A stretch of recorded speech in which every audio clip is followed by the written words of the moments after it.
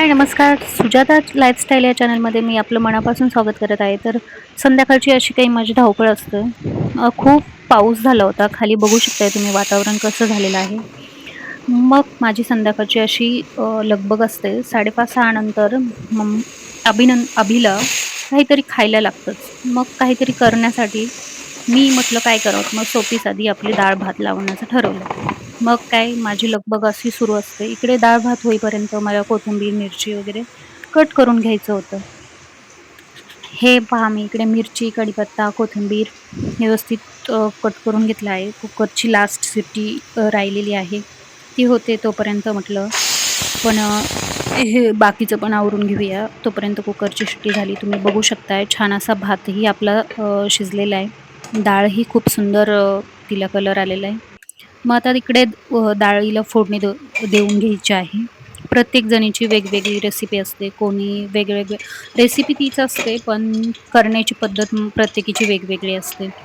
तर मला डाळीमध्ये असं जास्त काही टाकायला नाही आवडत. अशी सोपी, सिंपल, साधी डाळ बनवायला आवडते आणि ती सर्वांना आवडते देखील. तर इकडे मी मोहरी, जिरे अ, कढईत टाकून घेतला आहे. त्याच्यामध्ये थोडीशी हळद टाकून घेतली आहे. ह्याच्यामध्ये आता आपण कढीपत्ता आणि जी काही कट करून घेतलेली मिरची आहे ती टाकणार आहे. कारण त्याला जास्त तिखट नाही चालत आणि शक्यतो डाळ ही तिखट न बनवली ना, तरच तिची टेस्ट छान लागते. नाहीतर मग ती उगाच भाजी टाईप बनून जाते. तर हे असं काही मी बनवली आहे. बघू शकताय तुम्ही इकडे थोडंसं जास्ती पण नाही आपण तेल टाकत मी. कारण तेल हे फार कमी वापरते मी.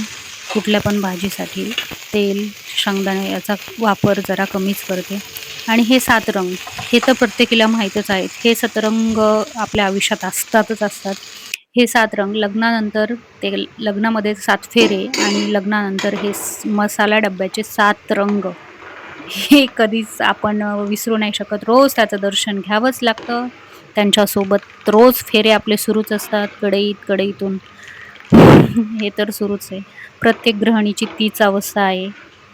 आणि बघू शकताय तुम्ही डाळीला किती छान असा रंग आलाय आणि अशी थोडीशी पातळ बनवली ना, तरच खायला टेस्ट येते. घट्ट बनवली ना, तर उगाच काहीतरी होऊन जाते. तर मी आज अशीच बनवली आहे. म्हणजे नेहमीच मी अशीच करते.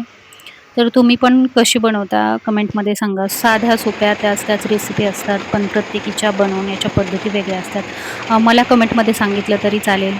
काही म्हणजे प्रत्येक जणींची वेगळी रेसिपी असते. मलाही तुमच्याकडून काहीतरी शिकायला मिळेल. आणि बघू शकताय पावसाने तर नको नको केला आहे. खूप पाऊस येत आहे. बघू शकताय जिकडे गरज आहे गावाकडे तिकडे नाही आणि हा बिचारा इथे मुंबईला 5-5 मिनिटाला येऊन जातोय. आता तर आता इथे मला चहा बनवायचा आहे. पण पहिले मला ग्लास भरून गरम पाणी लागतं.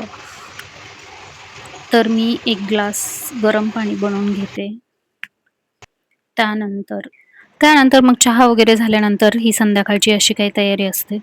तर मी इकडं गवारीची शेंग आज म्हटलं ठेचा करावा. गवारीचा जो ठेचा बनवतात, तुमच्या तिकडे काय बोलतात माहीत नाही. आम्ही तर ठेचा बोलतो, कोणी ठेचा बोलतं. प्रत्येकाची भाषा वेगवेगळी असते. प्रत्येक भागात वेगवेगळ्या नाव भाज्या तेच असतात, पण वेगवेगळ्या नावाने संबोधल्या जातात. तर इकडे मी आता गवारी मोडून घेत आहे. हिरवी मिरची, लसूण हे घालून बघूया बनवू आता पुढे जसं-जसं ॲडजस्ट होईल तेवढं-तेवढं दाखवण्याचा मी प्रयत्न करते. आणि जर तुम्हाला खास याची रेसिपी पाहिजेच असेल तर मी तीही अपलोड करीन.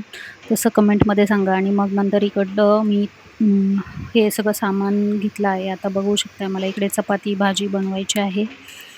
तर प्रत्येकीची ही लगबग घाई असतेच ना, सकाळी-सकाळी आवरायचं म्हटलं, की पटपट आपल्याला आवरावंच लागतं. मग मी इकडे गॅसवर तवा ठेवून घेतला आहे. तर मग चपातीचे असे गोल-गोल उंडे बनवून घेते. त्यातली त्यात आता कणिक अगोदर मळून ठेवली होती, भिजवून ठेवली. त्यामध्ये झाली ती थोडीशी पातळ. म्हटलं आता हिलाच थोडंसं घट्ट बनवून घेऊया. कसं एक करायला गेलं ना, पटकन कामात काम अजून वाढत चालतात. तर जाऊ द्या हे आपलं रोजचंच आहे म्हणा, नाही का? आणि पटपट आवरण्याच्या घाईमध्ये आता असं सकाळचं प्रत्येकीला घाईच असते म्हणा. लहानपणी आपण खेळ खेळायचो तेव्हा ना, असं भातुकलीच्या खेळाचं कसं म्हणजे चहा वगैरे बनवायला, स्वयंपाक बनवायला किती आवडायचा नाही का? लहान होतो त्यावेळेस ते खेळ झाला की आपलं खेळून पटकन आवरून द्यायचं आणि आता आपल्याला रोज हा खेळ खेळायचा असतो. सकाळी, संध्याकाळी तुम्ही कंटिन्यू खेळलात तरीही कोणी म्हणणार नाहीये, "तू सारखी तिथंच का आहेस?" कारण आपला म्हणजे वेळ जास्तीत जास्त मला वाटतं किचनमध्येच जातो.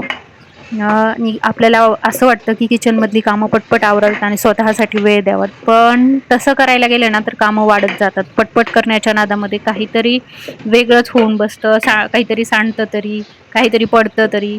माझं तर असंच होऊन जातं आणि मला म्हणजे सगळ्यात पहिलं ना स्वच्छता आवडते. सगळं काही स्वच्छ असं असलं तर मला माझ्या मनाला थोडंसं बरं वाटतं. स्वयंपाक करायलाही मग आवडतं. आणि जर इकडे-तिकडे सगळा राडा पडलेला असेल ना, मेन म्हणजे किचन. किचनमध्ये जर मला जर असं म्हणजे घाण वगैरे असं वाटलं ना काही, तर मग मला स्वयंपाक करण्याचा मूड होत नाही. त्याच्यामुळे क्लीनिंग खूप महत्त्वाचं आहे. कुठल्याही गोष्टीला आपण स्वतःला जसं स्वच्छ ठेवतो तसंच भांडे वगैरे सगळ्याच गोष्टी आपण हे ठेवल्या पाहिजेत आणि तेच खूप महत्त्वाचं आहे आणि नंतरनं मग असं मध्येच काहीतरी चहा वगैरे काहीतरी आलं, की ते पण बनवून द्यावंच लागतं. कारण एक काम करताना आपल्याला बाकीची सुद्धा छोटी-मोठी कामं त्याच कामामध्ये करावी लागतात. किती ना एक म्हणजे एका बाईचं जीवन किती हे असतं ना, असं प्रत्येक गोष्टीत तिला ॲडजस्ट करावंच लागतं. प्रत्येकीची हीच अवस्था असते म्हणा. तर असंच कोण स्वयंपाक करताना मध्ये चहा बनवून देणं, नाश्ता बनवून देणं, असं प्रत्येक जण करते का? ते पण सांगा मला कमेंटमध्ये, की तुमचीही अशीच घाई असते का? तुमच्याकडेही सकाळी म्हणा, संध्याकाळी म्हणा. संध्याकाळी आपण थोडं निवांत असतोच, पण सकाळी आपली धावपळ होतेच ना. आपल्याला पण आवरायचं असतं, मुलांचं आवरायचं असतं. सगळ्याच गोष्टी घरातली कामं म्हणा, सगळं आवरायचं असतंच. तर ही ब्लॅक टी ही पहिले आता मिस्टरांना बनवून देते. त्यांचं झालं, की त्यांना चहा वगैरे बनवून दिला, की मग माझं आवरायला मला आता तोपर्यंत हे देऊन येते. बघू शकताय त्यांना सकाळी लेमन टी, ब्लॅक टी हे असंच लागतं. मग नंतर ना इकडनं मी इथे सगळं सामान काढून घेतलं आहे. आता माझी काही तयारी बघू शकताय मी लसूण वगैरे इकडे सगळंच क्लीन करून घेतलेलं आहे. कारण मी बोलले ना, की मला सगळं स्वच्छ आवडतं ठेवायला. आता इकडे मला नंतर दुसऱ्या दिवशी मी दुपारचं आहे हे व्हिडिओ शूट केलेला पहा. इकडे मला थोडे पोहे बनवायचे आणि मिरची. चला तर मग व्हिडिओ तर ही दुसऱ्या दिवशी नाश्त्यासाठी मी मटकीची उसळ बनवली होती. पोह्याचा लास्टचा व्हिडिओ बनवायलाच विसरून गेले.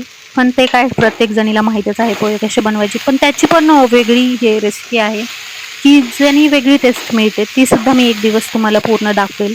तर इकडे मटकीची रेसिपी ती जर तुम्हाला पाहिजे असेल तर मला कमेंटमध्ये तसं पाठवा. चला मग बाय.